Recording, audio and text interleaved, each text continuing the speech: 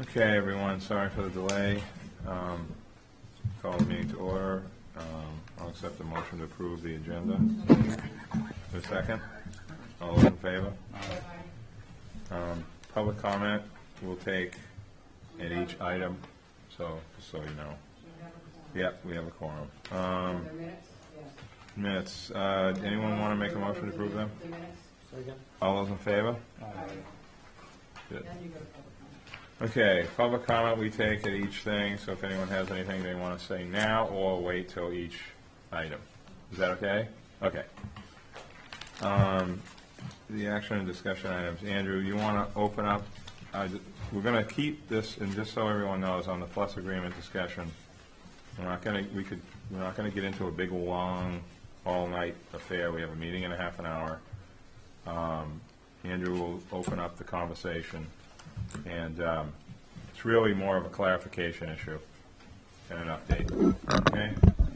Thank you, Mr. Chairman. So I just, for those of you who weren't here when we signed this, I wanted you all to get this agreement so you understand what has happened and what the intent of the agreement was for. If you turn to page 12 in your packet, that's where it starts. And I think, the main point of this was that basically these various related land use functions were grouped together, and we're continuing to implement improvements as we have over the past 4 years. So just to get you up to speed so you've all had a chance to review this. If you have any questions, we can certainly talk about that. But in light of current discussions with HDC and other things, I think it's important that you all understand what the intent of the contract was, what it specifically says about merging these specific departments, and basically we have done that, and that nothing in this agreement changes any of the basic rules of the HDC. They're enabling legislation to make decisions. This is about the staff. And our plan, which we hope to implement soon, is to introduce another 40 or so hours of actual work time doing specific enforcement activities, and another clerical person basically within the overall framework of the budget.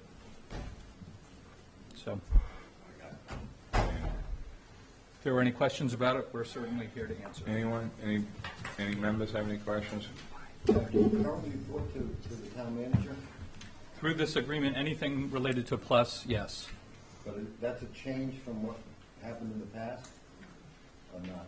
The agreement in 2012 tied us to this agreement, where we report to the manager for anything related to plus activities. So we still, the NPDC still functions independently. This contract specifically recognizes that independence of each group, and that's why the contract was signed between Planning Commission and the town. And will we still be evaluating you each year? Correct. This is 4 years old. Leslie and you still work for the planning commission.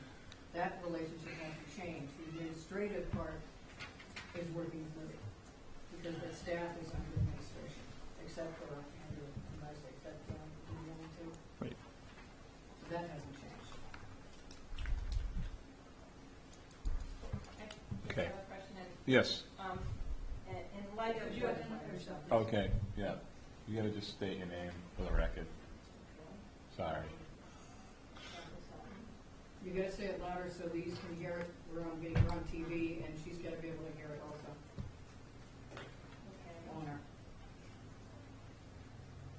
Okay. I didn't really see how that related to interrupting my question, but Oh, no. okay. No, we have to get it on the record first. Excuse me. No. So I am giving you my name. I'm Campbell Sutton. I'm Okay. a resident of Nantucket. I've been for over 10 years. My mother's lived here for over 30 years.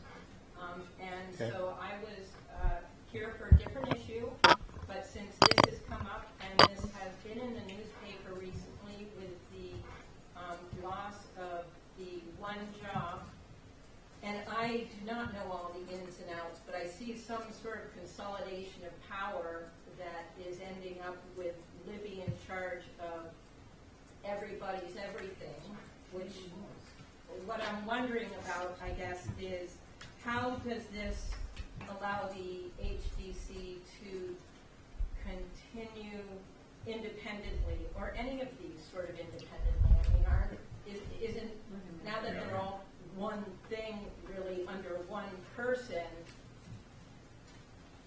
it seems like you could end up with a lot of issues, whether they're interpersonal issues or operational issues. And I'm just wondering how this contract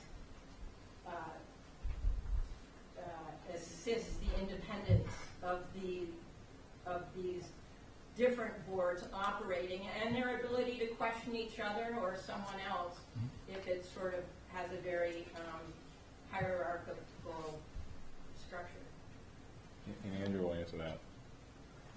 So basically, what we do is, number one, the town adopted a charter in 1996. Right. In 2002, this question went to a charter amendment, and it went to a vote of the town, which was to put all of these departments basically under town administration for the staffing position only. So it's clear that all of the boards, so the zoning board, planning board, HGC, all retain their independent decision-making authority, and nothing changes from that. So we, at the staff level, are there to help those boards, not to influence their decisions. Their decisions are made, and our staff seeks to basically ensure that what they voted is basically implemented. Okay, so then who is doing the hiring and firing on these staff positions? Who's filling that? Okay, so as the agreement states, that the town manager continues to approve all of the hiring. As they always said before. Okay? So there are positions out. Today was a deadline for certain positions there's a new inspector enforcement person who will basically spend all of their time on enforcement, follow-up on, again, if there's violations of any of the what are called certificate of appropriateness, that person is responsible for that. In addition, there's another clerical person, which again directly meets the request of the HDC for this type of personnel. So part of what I'm getting at, I guess, is that there seems to be a single source for hiring and firing, and I'm just wondering if there's any oversight that goes with that, if there's any, if there's someone else that works with the town administrator to double check or, I don't know, it just seems like the one person doing all the hiring and firing in situations like this just leads to, I don't know, I don't even know what to call it, but it seems like, if someone likes you, you get hired, and if they don't like you, you can get fired, and I just feel like there should be a little more something there than just the single person. But I'm just expressing my own opinion on that. Mr. Chairman, just for clarity, this is not a private sector type of situation. There are unions involved, there are collective bargaining, so. Okay. So the union is the town manager and the union. And there's also a professional human resources person that also oversees all of this. Now, is that person under the town administrator or separate from the other two? That is a position under the town administrator, but again, it's a professional position that. Linda, I don't really need your comments. I do appreciate that I'm boring you. It's not boring It's me. not- It's yeah. not boring me. It's a complete. Excuse me. I happen to be here in the form of a public. I didn't interrupt you. All right, okay, Jim, ma'am, can you just hold on 1 second? I'm gonna take Jim's question, which might help some of your concerns, I have a feeling. Jim Kelly. Just for a second, ma'am. More of a comment. This document outlines all the requirements of the plus oversight, including relationships with hiring and firing,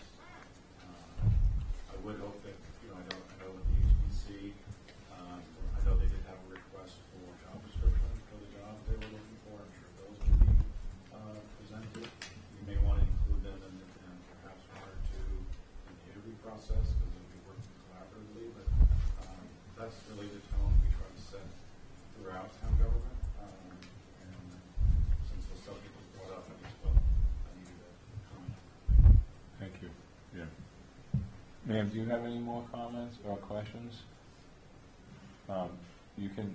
You're free Well, to, I read the Inky Yeah. Mirror, like I said, I've been And- here for years, yeah. so I watch, and I see how people are let Well- go, and the well, ruffled feathers that occur around that, so I Well, just wanted to make he sure that wasn't, we weren't he getting on wasn't, he wasn't let go, number one. There's a lot of stuff that was in the paper Wrong. that isn't accurate, and some of the stuff that Andrew's explained here explains the power issue, which was totally wrong in the paper about the HDC. It looked like the HDC kind of doesn't really get to vote anymore. That's not true. Right. It's the opposite. And none of that's changing, and this has been going on again. This would be 4 years this month. But anytime you want to go into the planning office and make an appointment to see Leslie or Andrew and have some of these questions answered, you're free to do that. That's one of the things that this Plus agreement has done. There's a lot of better customer service. The public is the customer of the town, and that's how it works now. Okay, it wasn't like that in the short past. Okay, so does anyone else have any other questions on this before we continue to the next item? Does anyone else have any questions? Okay, thank you for this. Is this Scape 5 workshop, Andrew, is that Mike or you? This is me. This is just an announcement Okay. that there was going to be this basic entrepreneurial workshop Thursday, September 29th, and we are co-sponsoring this as we have for a number of years. Yeah. These are great sessions, and I would encourage people to get the word out about this. Okay. All right. And the Ed Marchand contract, Andrew? Is Mis- that- Mr. Chairman, Ed Marchand has been assisting us. We talked Yeah. about this a little bit at our last meeting. Because his total compensation exceeds $5,000, I need permission from the NPNEDC to authorize those payments. His compensation comes from the DLTA source that the NPNEDC receives. He's been helping us with the production plan and some other work, including 2 and 6 fairgrounds. So he's been a very important resource for that. So I would ask that you approve his contract in the amount of $9,000. We have new DLT funds coming in as a July 1. The DLTA was actually vetoed by Governor Baker, but that was overridden, and so those funds have been restored. Do we have money left in the one from last year? We have some money left in that. So we have another 25 plus whatever's left. 50, we received 50 Plus whatever we have left. from the prior. Okay, does anyone want to make that motion? I'll make that motion. Is there a second? I have a question, Okay. because this was why I was here. This is why you really were here, this thing? Oh, okay, ma'am, I'm sorry. Yes, this was. Hold that second. The other one was just because it came up right there, that's why I wasn't terribly prepared, but I had information from reading. So in this contract, it says that he's, for 2 years, he's a total cost of $9,000, Correct. correct? Then it says the cost per year varies on a project-by-project basis, so I'm a little confused. Does he have, like, is the $9,000 like a retainer, and then he works on specific projects and those approved costs? No, so his total compensation is $9,000. It could be $3,000 for year one and then $6,000 a year later. So the total cost is $9,000 somewhere within 2 years. If we reach $9,000, say, in the first 6 months, then that contract is over. There would have to be a new contract after that.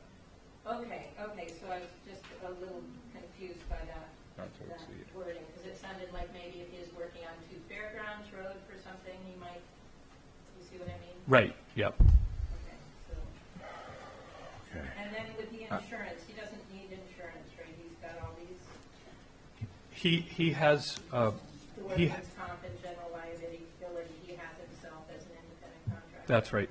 Okay, super. So that was mainly what I wanted to do that. Hi. Judy Zerhide, Wonderful Avenue. The cost per year varies on project by project basis. Do you have any idea how many projects he might be working on?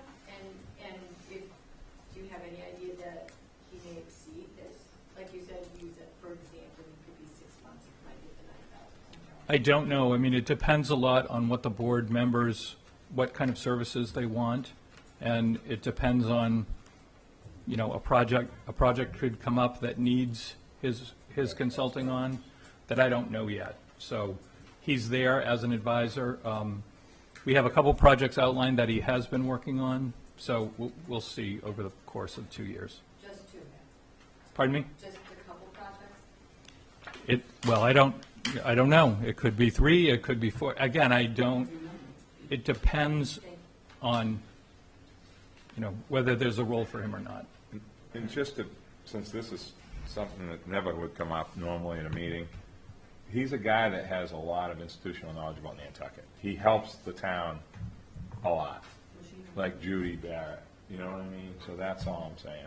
well, he's helping the CBA, he knows exactly who he is, because he's helping the CBA right now on. With the situation there, but he's familiar with the island, so it's very helpful to keep these people He's seen him in action. helping us.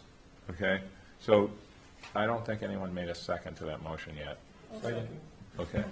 Jack did? Oh, I'm sorry. Okay. All those in favor? Those opposed? Ayes have it unanimously, Eleanor. Okay.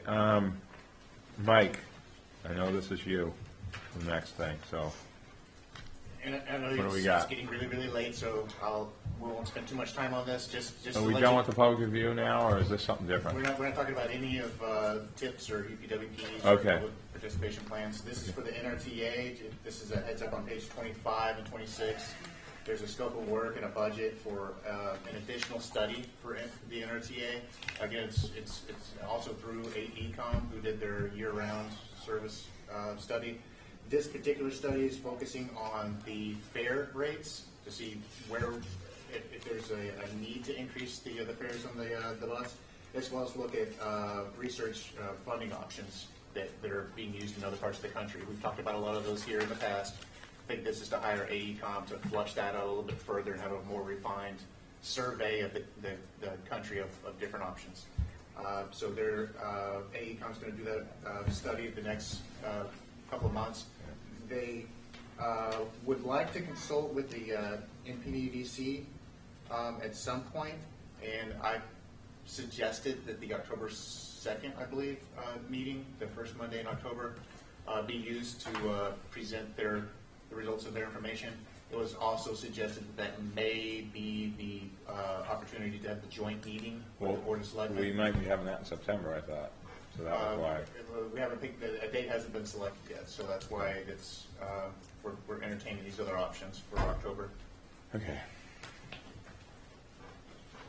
All right, Mike. It's October 3rd, October 3rd? yeah. Okay. All right, Mike, is there anything else? Not for this NRTA topic, no. Okay. Andrew, the corridor study, just give us a little update. I know we have, the applicant for the project is, covering costs and this and that. We have some other money that we have for some other consultant. So it's just, Well, this is money that we've set aside out of our state allocation this coming year, and Mike can explain what we're talking about here. okay. You might remember from the UPWP discussions that there was, again, like Andrew said, some budget set aside for professional services, something in the neighborhood of $25,000. This is a map from the Regional Transportation Plan identifying 3 areas of the island that we want to do traffic studies on. One of those areas is the Old South Road corridor, Nobody Farm Road, Old South Road. We have existing recommendations already for this area. Addressing the Milestone Rotary, the Old South Road Fairgrounds intersection, which we've recommended a rotary for. And for public transportation, we have the park and ride here at 2 fairgrounds to downtown, and then bike pedestrian recommendations. We have recommended a bike path along the south side of Old South Road. Some additional improvements that we could evaluate in this process. And again, the point of this meeting is to kind of flesh out any type of issues that you may have with any of these, so it'll help guide our drafting of the scope of work for the study. Possible recommendations would be better linkages between Old South Road and Milestone Road, and linkages to areas south of Old South Road to other streets such as Surfside Road. Again, in the vein of improving left turning movements. As far as public transportation, increasing frequency on Old South Road. Certain hours of the day between 10 o'clock and 6 o'clock, there's good frequency if you take into account the airport route. Outside of 10 a.m. to 6 p.m., the morning routes, 7 a.m. to 10 a.m., there's 1 hour coverage on Old South Road. So it's very poor frequency for those who live there and need to commute in the morning. So looking into increasing frequency along Old South Road, having additional pull-offs for the bus to get out of the flow of traffic, identifying those areas. You might know that we have an intern this summer doing ride counts on certain routes. The Old South Road route is one of the routes, so we've identified high traffic stops, heavily utilized stops. Those would be the first candidates for a bus pull-off, for example. And then for bike pedestrian improvements, again, pedestrian crossings of Old South Road is probably a topic that we should discuss, how to improve safe crossings along the roadway. So those are how to actually do that will be fleshed out during this process. As far as growth in the island, here's two snapshots of a study done back in 2004, the Mid-Island Area Traffic Study, and then on the right side was a study done by VHB for the truck route. What's highlighted there in red is the 2000 on the left-hand side, the 2004 evening total, about 27,000 vehicles in the day for the average volume through that during that peak hour. And then if you look on the right, in parentheses there it says 2020. That's the volume there. So there's actually it looks like a little bit less traffic from 2013 compared to 2014. We have additional counts to do these comparisons just for growth, but just shows you that we have a bit of a history of traffic counts in this area, and traffic hasn't really gone up exponentially at the rotary itself, but we do have ideas for improving it. This is a picture of the existing rotary, and noticing a lot of the issues identified in that evaluation that were led to this conceptual improvement that added approach lanes to Old South Road and to Sparks Avenue, as well as added a pedestrian crossing at Milestone Road to allow the bicycle traffic to go with the flow of traffic up to Orange Street. So a lot of crossings of all the major routes in order to improve pedestrian circulation in the area, make it more safer and more predictable for drivers. And the additional approach lanes actually increase the capacity of the other rotary, so you could actually reduce queues leading up to the rotary. Why did you pull so much in on the north side? Well, it's actually the south side, but it's on the upper side. You have all that grass now in front of Lily Burger. Why is that pulled in like that? To create that deflection. Angle in the vehicle. Right now, it's a straight shot. All roundabouts, one of the attributes is there's just some deflection of the traffic to slow it down so that you don't just go straight ahead right through it. There's some deflection so that there's slowing down and to make it safer on the approach to the intersection. You'll see that the Milestone Road actually has a little bit of a twist to it as well. Again, that's in the vein of slowing down traffic approaching the intersection. But it also keeps the vehicle from it essentially creates, what we have now is a three-way stop and a yield, Exactly. essentially. Yeah. That's what it is.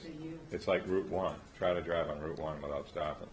But now we're making it so you're merging when the traffic is at a certain amount of traffic. You're not really doing all that stopping, continuously stopping. Exactly. Oh, this is good, Mike. I mean, when is this done? This was back before we did the other one, right? Yeah, Technically? I want to say this is about 2006 or 7 that we had Alston Engineering remember that. do this. It's going to be reevaluated with updated data that we have. Here's another. The other intersection was Old South Road and Fairgrounds Road. Again, the recommendation there was a roundabout for that intersection to handle the amount of traffic and reduce the queues along the approach of Fairgrounds, make it easier to make a left-hand turn for the, I guess it's northbound approach of Old South Road, and then the left-hand turn off of Fairgrounds going through the intersection. They'll improve that and reduce a lot, get rid of a lot of those conflicts. I'm not gonna, Go back to, on the rotary, Mike, that right now, if you ever notice, they landscape it, and the trailer trucks don't make this corner right in here, the wheels come up over the curb, so if they're gonna push stuff over, can they do it such that the trucks don't have to drive up onto the landscaping? I'm sure that the detail will get flushed out when the roundabout gets reconfigured. I think this is more of a macro level, look at the entire area, and then we'll focus on those kind of design details. Yeah. If this turns out to be the preferred option for that area, to handle the amount of traffic going through the area. Mike, I've got a concern, you know, I've had a concern like this all along. Especially if you're gonna do this at the school, which I don't know, the intersection first. I'm only about half the population. But, coming across, there is a stop sign at Fairgrounds Yeah. now. Okay. And it sort of allows traffic to, we all stop and let the bikes come across, because it's not continuous traffic, at least coming from the Fairgrounds direction. I'm worried about the amount of bikes that come across from that link over to the Fairgrounds Road bike path. Nobody's gonna be stopping anywhere. And if you stop coming through the rotary to let those guys come across, some idiot's gonna hit you coming from town, not realizing you're stopping to let the bikes come across, because there is no stop sign here anywhere to stop at least some of it. Yeah. That's what I'm worried about in that location with the amount of bikes coming back and forth. All the camps go back and forth across there. Who's gonna stop? Nobody has any reason to stop.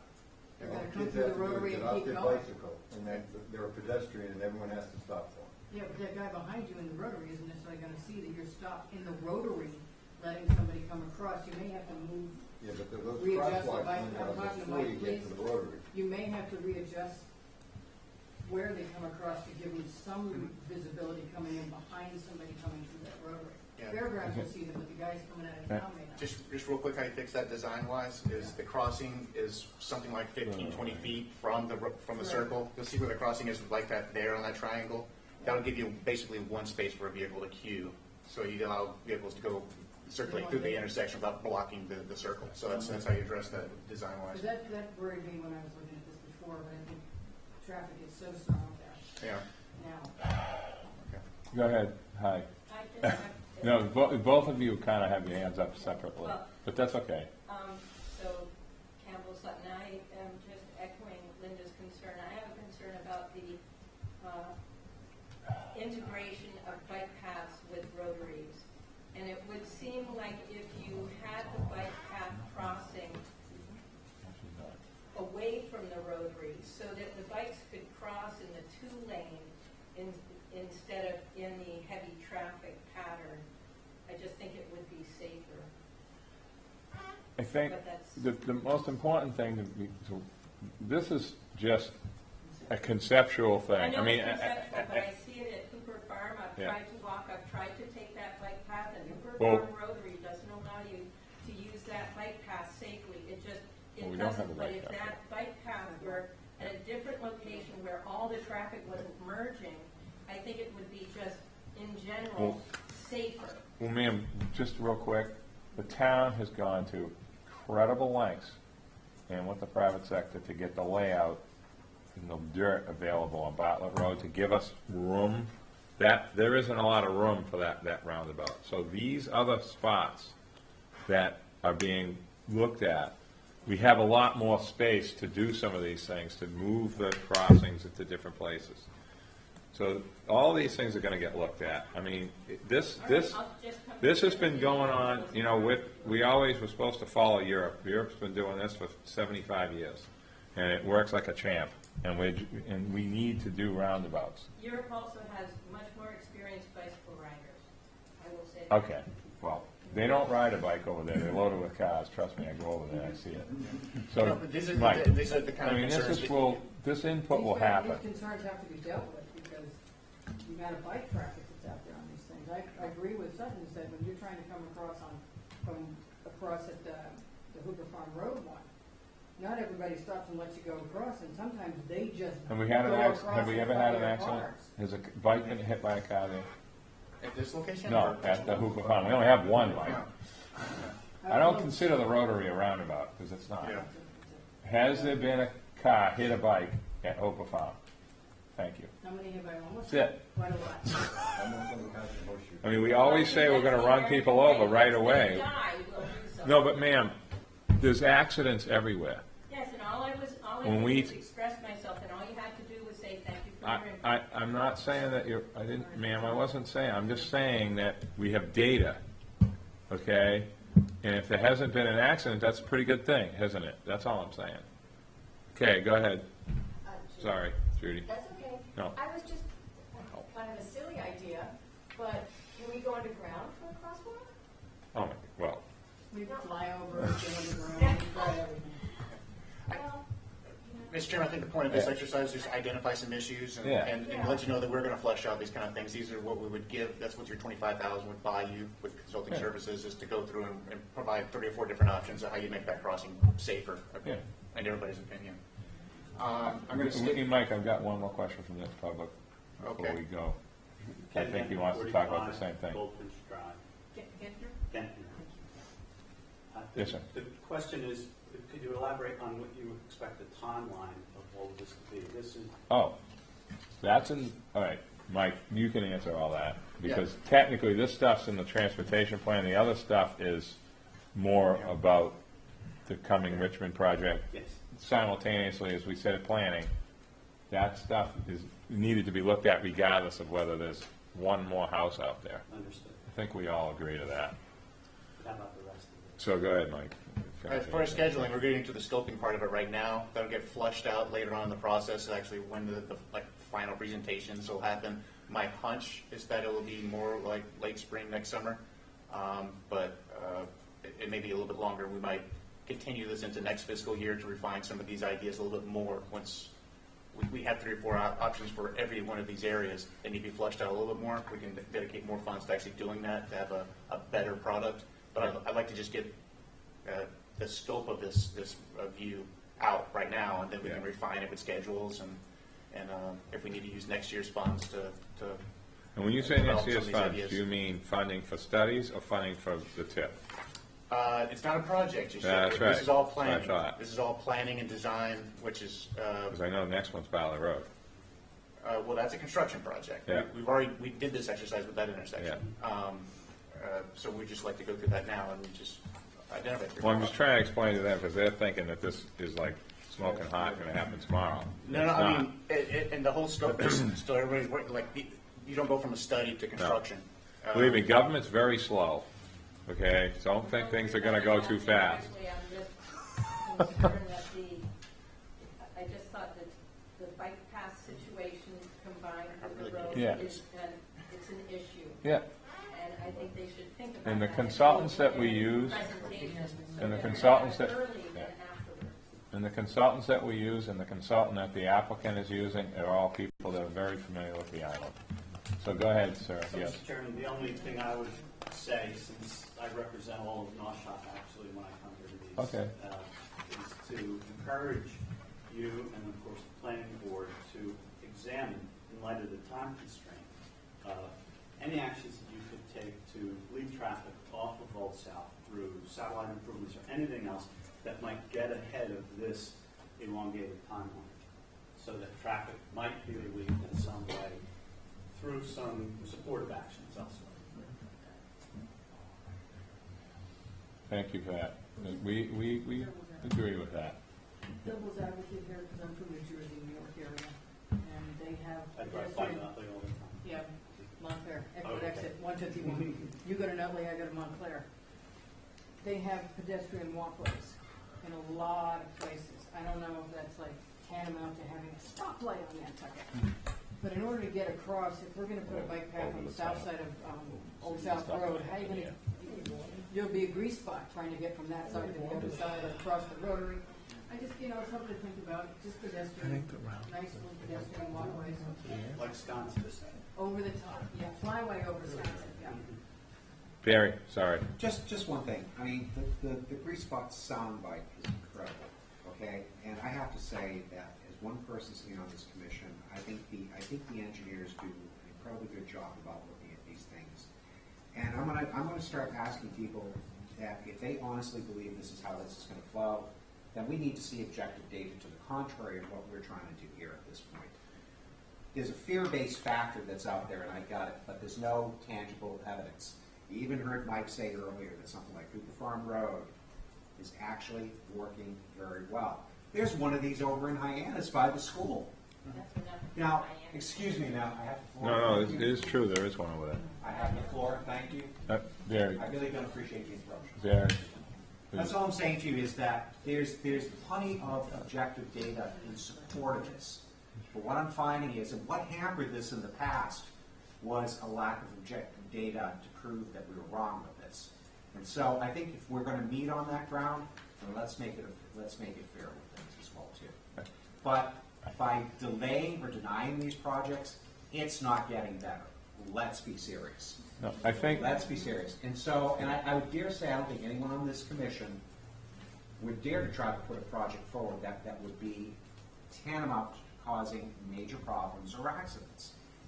And I don't think the engineers who create these things would do that as well too. They have a reputation to stand by. So that's all I'm saying is that I think as a commission, it's okay to hear these things, but I also need to say as well too, I think we've got objective data in support of this, and real data as well too. Thank you. I think one of the things, when we go back to the Hooper Farm, we weren't used to this yet. Like, Americans, and I don't mean to say it that way, but back then I think I did say that. We weren't used to roundabouts. Now there's a lot of them. I mean, go up to Andover. It's all changed in Andover Center. I couldn't believe when I went through there one day by accident because I got lost. And I'm like, wow, this is what we need. There's a lot of them on the Cape. There's one in Harwich. They work. I think that, as I said, the consultants that we hire here, VHB, Tetra Tech, Rizzo, and now, what's his name there? I can't think of his name. H.U. Milo McBroom. Milone, but there's another guy that's just a regular name guy, not a company. They know this place, and they've got data that they've already used from previous projects that they reuse, and so it's not like it's a fresh, brand-new person that has no clue. So so this will all work itself out. There'll be plenty of hearings. Nothing is happening overnight, I can tell you that. So, anyway, so does anyone else have any questions? Wendy, you all right? I know this isn't your favorite thing. So we got any other business anyone has before we adjourn? One thing, Jim. Yes, sir. For the audience, I hear the word TIPS mentioned. It stands for Transportation Improvement Project. And our biggest problem here is we don't have the money to do these projects, so we have to get in line with the state. And Right. we have Mike has a whole list of projects, and every year they fund a little bit each one of these projects. Until we get enough money to do the whole project, we really don't get it actually done on the ground. So Correct. it's frustrating to say, I've been waiting years to see something happen to Bartlett Road, which is our biggest accident area on the island, but it just takes time to get enough money together to do the project. And the land, and we got it now. Yeah. So, okay, with that said, is there a second? All those in favor? Thank you very much. Thank you very much for coming.